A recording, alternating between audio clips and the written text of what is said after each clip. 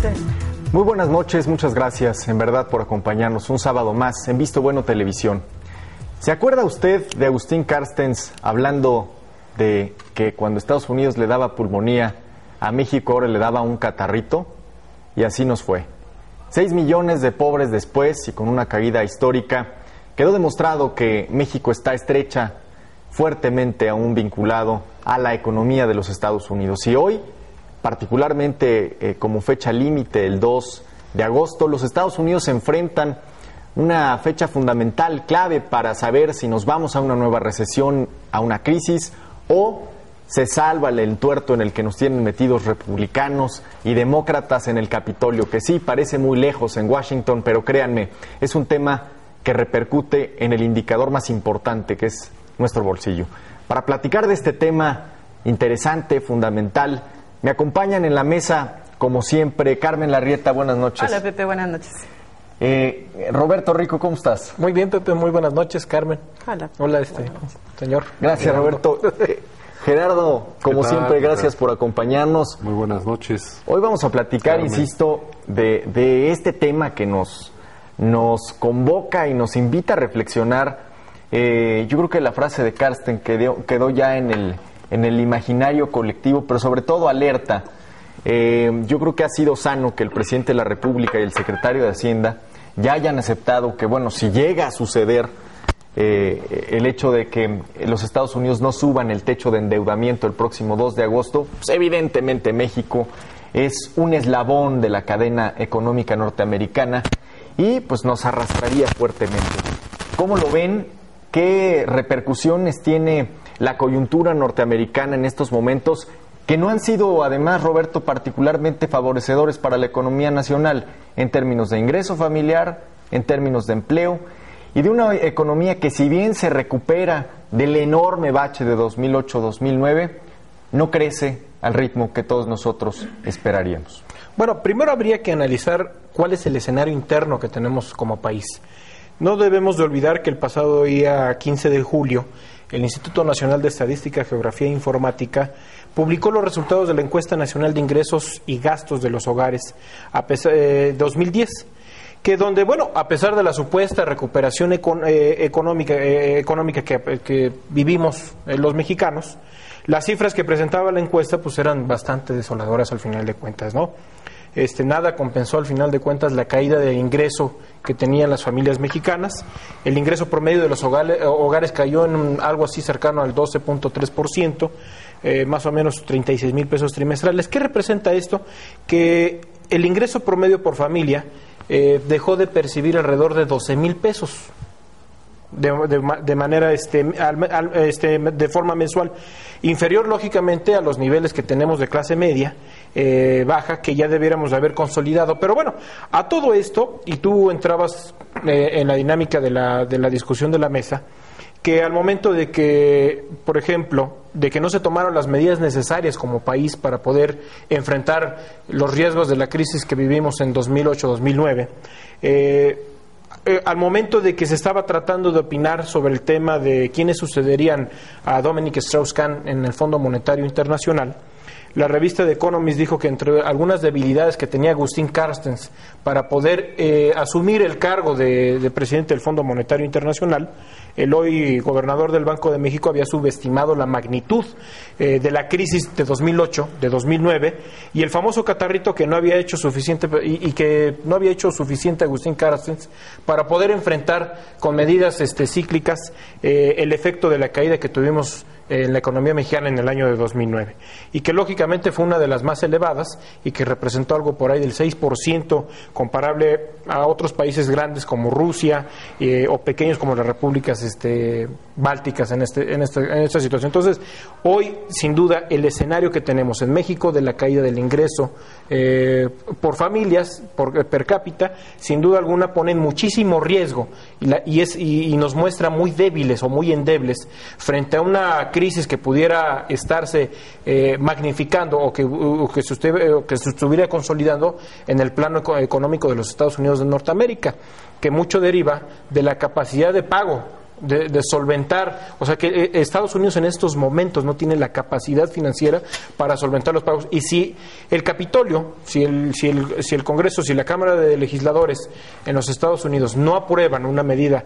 que le permita generarse algún empréstito para poder resolver sobre ese tema, seguramente estaríamos enfrentando una crisis de tamaños mayúsculos a nivel mundial y seguramente México saldrá muy perjudicado por lo endeble de su economía. Gerardo, para poner en contexto el tema que menciona Roberto, hay que decir que los Estados Unidos se enfrentan a una situación, si no inédita, porque sucedió en los 80s cuando Reagan era presidente, sí apremiante, porque necesita ampliarse el techo de endeudamiento, es decir, para ponerlo de una forma muy sencilla, para que Estados Unidos pueda cumplir con sus compromisos de deuda, el Congreso debe aprobar una ampliación del techo de endeudamiento. Esto en un contexto en el que el Partido Republicano, particularmente el área de ultraderecha, parece querer boicotear todos los planes del presidente Barack Obama por una cuestión más ideológica que de sustento económico. Entonces, en este contexto, tenemos ya pocos días para que haya definiciones en Washington y sepamos cuáles son las repercusiones. La primera sería que la primera vez en la historia que los Estados Unidos no podrían cumplir con compromisos de deuda y el dólar que tiene, los bonos del Tesoro que tienen la calificación AAA, pues serían insostenibles y ya hay una calificadora como Standard & Poor's que lo pone sobre la mesa una degradación de la calificación de la deuda norteamericana. Dice Roberto Rico que no estamos suficientemente preparados. Yo creo que no hay preparación posible para ninguna economía. Para empezar, la China, que son sus principales acreedores, ¿no? Sí. Pero yo, la verdad, y lo pongo sobre la mesa, creo que estamos mejor preparados en términos de reservas internacionales y de estabilidad financiera que hace 2 y 3 años. Cuando menos estamos acostumbrados ya a las crisis recurrentes. No nos espanta, ¿no? Pero mira, yo creo que es muy interesante lo que está sucediendo en los Estados Unidos de Norteamérica, porque precisamente la deuda que existe es derivada de los gobiernos republicanos por las guerras que han asumido. Y ha sido alentada por las compañías petroleras norteamericanas que han insistido en fomentar este estado de guerra pues para sus fines y su provecho empresarial. Entonces, bueno, es paradójico que el presidente se esté jugando técnicamente parte de su reelección en esta etapa. Lo que Barack Obama desea es que se eleve el nivel de endeudamiento, pero aparejado de un incremento de impuestos a las compañías petroleras y de quitar exenciones a los más ricos de Estados Unidos para convertir ese ahorro en programas sociales de beneficio amplio en los Estados Unidos de Norteamérica. Esto pareciera lo lógico y lo óptimo en un país como Estados Unidos. Sin embargo, los intereses de las petroleras, los intereses de los grandes capitales norteamericanos quieren doblegar al presidente a que haga reducción de sus programas sociales y ellos mantengan el statu quo, como hasta ahora ha funcionado.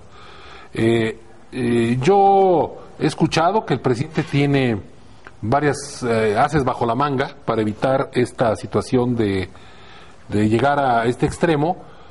Una sería vetar alguna ley que quisiera aprobar la Cámara de Senadores donde tiene minoría, pero hoy le pidió al pueblo norteamericano presionar a los diputados y a los senadores norteamericanos a través de Twitter y de correos electrónicos una nueva medida, enviarle masivamente para obligarlos a que resuelvan este diferendo y a que apoyen esa nueva zona de impuestos a los más ricos y que sirva el fondo para los más necesitados, un fondo de apoyo en materia de salud. Es paradójico que el presidente no mencione a los electores norteamericanos que la deuda proviene precisamente de la era de Bush. Surge, no es toda la deuda, pero el despegue de la deuda es de la primera guerra con Irak y que bueno, pues hoy en día viene arrastrando un déficit sin precedentes. Entonces, yo creo que esto a nuestro país, lo que le va a suceder de primera mano es que si el dólar se va a abaratar, En un principio las tasas de interés se van a disparar, va a haber presiones inflacionarias y como consecuencia de este tipo de acciones, pues la economía va a tener un desajuste. Amén de que Grecia está en crisis severa, Francia anda en el camino, España ya está muy encaminada y la Comunidad Europea no se ha reunido para tomar las acciones de apoyo y pues esto puede provocar una reacción en cadena en todo el mundo que va a ser de consecuencias sin precedentes. Catastróficas. No nos hemos recuperado aún de la pasada crisis y estamos a punto de entrar a otra. El gobierno mexicano ha manifestado que va a tomar medidas pertinentes. Sin embargo, pues no debemos caer en pánico, sino sí prepararnos. Hoy en día, por ejemplo, el oro sería una de las monedas de protección inmediatas, porque el dólar como moneda, en un caso de que bajara el nivel de AAA de los bonos, pues el dólar tendría una baja. La gente tardaría en deshacerse de los dólares que tiene y esto haría una baja del dólar, se revaloraría monedas como el euro, la libra esterlina, y el oro quedaría como un metal viable para una protección inmediata. Sin embargo, vendrá el ajuste normal y la economía pues volverá a tomar su cauce. Pero fíjate, Gerardo, que mencionas algo muy interesante, Carmen. La crisis de 2008, digamos, evidenció todas las fallas sistémicas de la economía norteamericana y en general del capitalismo, un esquema que premiaba o incentivaba la especulación más que la inversión. Entonces, en este sentido, me parece muy interesante lo que menciona Gerardo, porque me parece que hoy el reto es distinto. Sí, hablamos de una economía, digamos, sobrecalentada, como algunos le llaman a la China, que es el gran acreedor de los Estados Unidos, y una economía basada en la deuda, como la de los propios norteamericanos. Pero aquí se incluye determinantemente el factor político, es decir, la aversión del Partido Republicano y del llamado Partido del Té, el ala ultraderechista, en contra de cualquier política de Obama. ¿Te parece bien si lo platicamos regresando al corte? Así es, y efectivamente, porque para el 2012 viene la posible reelección de Obama, ¿no? Entonces, o sea que no solo nosotros nos la pasamos en diferentes estériles. Sino también allá. Vamos a hacer una pausa, ¿te parece? Vamos a hacer una pausa. Recuerda, estamos en su programa Visto Bueno TV, nuestro correo electrónico vistobuenotv@gmail.com.